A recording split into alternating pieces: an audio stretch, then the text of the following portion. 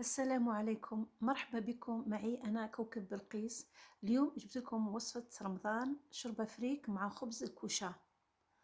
وصفة سهلة وبسيطة جدا. المقادير هي كالتالي: مقادير شوربة الفريك: عندنا اللحم أو الدجاج، هي في الحقيقة تجي باللحم. دركا راكم عارفين اللحم غالي، الدجاج غالي، راح نديرو شوية مزيج بين اللحم والدجاج. طماطم مصبرة، طماطم تاع الحب مرحية، الفريك، عندنا هكا الفريك. ايضا الحمص يكون مشمخ، يعني واجد. عندي الفلفل العكري الاحمر، الملح، راس الحانوت. هذا واش ندير لها انايا. الثوم، كاين اللي يدير لها البصل، وكاين اللي يدير الثوم، وكاين اللي يديرهم البصل والثوم مع بعضهم.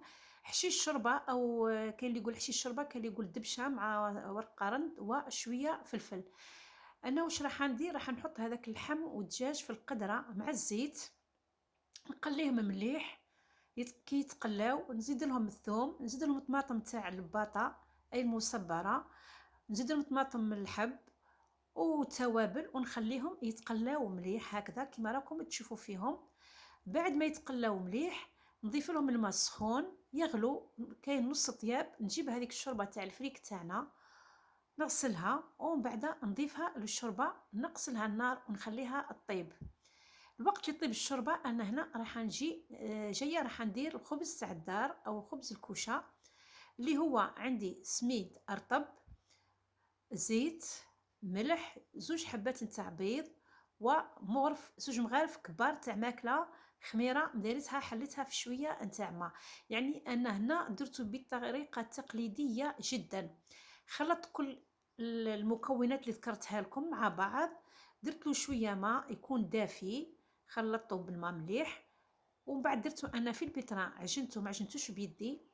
بعد ما عجنته مليح نحيته من البيتران، زدت شويه سانوج اللي هو الكمون الكحل وشويه زيت، وعاودت قرصتها بيدي، عاودت عجنتها، استغفر الله يا ربي، عاودت عجنتها معذره، يعني عاودت عجنته ورجعته خليته كما يقولوا يخمر. هذه الشوربه تاعنا هنا طابت. كي طيب نضيف لها هذاك الحمص اللي كان واجد طايب، حشيش الشوربه او الدبشه كما يقولوا، فلفله، وكاين اللي يدير لها النعناع اليابس يرحيه نرحوه بين يدينا كيف تاع اليد، ونضيفوها للشوربه تاعنا تاع الفريك، ونخلوها حتى من بعد اللي رايحين نسقوها. هذاك العجين تاعنا اللي قلت لكم عليه، بعد ما خمر وكمل، جبت البلاطو دهنته بشويه زبده ولا زيت، ودرت عليه الفارينه وقسمته على زوج قرصات. تحبوا هنايا القرصات تحبوهم خشان ولا رقاق كيما تحبوا.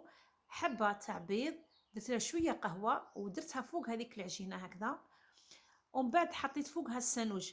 هنا علاش ما نعتلكمش كيما مالفا نخدم، نعتلكم الحاجه هكا ايديا يخدموا. السيبور تاع التليفون تخسر لي، يعني تكسر لي، يد شاده بها التليفون ويد نصور بها، غير كيما بديت نصور طاح لي تكسر. المهم يعني في المقادير المهم احنا اللي نحوسوا عليه هو المقادير. بعد ما درت لها البيض درت لها بهذاك الطابع، خليتها زات خمرت شوي ودخلتها للفرن، كان سخون مسبقا، يعني حليته مسبقا. هذه بعد ما طابت الخبز تاعنا او بعد ما طاب الخبز تاعنا، هاو كيفاه يجي هشوش هايل يعني، والله غير كما يقول لك، والبنه ما عندي ما نقول لكم. دائما الخبز تاع الكوشه ولا اللي يجيب بالسميد يجي بنين ما شاء الله.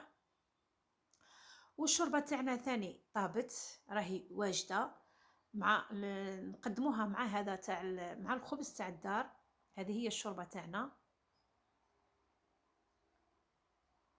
الشوربه تاع الفريك. جبت لكم ريحه رمضان معايا، وشهيه طيبه، وان شاء الله تجربوا الوصفات تاعي وتستفيدوا منهم ويعجبوكم. ما تنسوش الاشتراك في قناتي، قناة مطبخ كوكب بلقيس، وإلى اللقاء في موعد آخر. دمتم في رعاية الله وحفظه.